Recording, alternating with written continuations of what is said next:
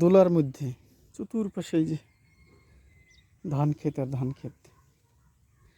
এখানে যে মোটর ঘর, আগে ছিল শ্যালো মেশিন, তারপরে ইলেকট্রিক মোটর দিয়ে সেচ দেওয়া হয়।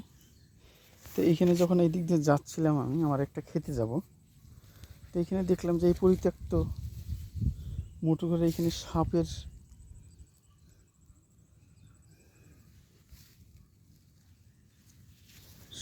একটা এই যে দেখেন,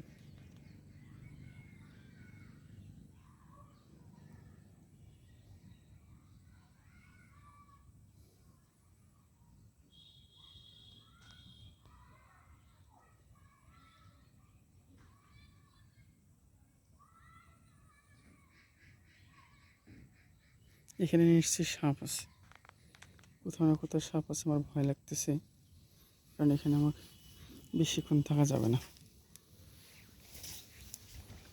এখানে বেশিক্ষণ থাকা যাবে না।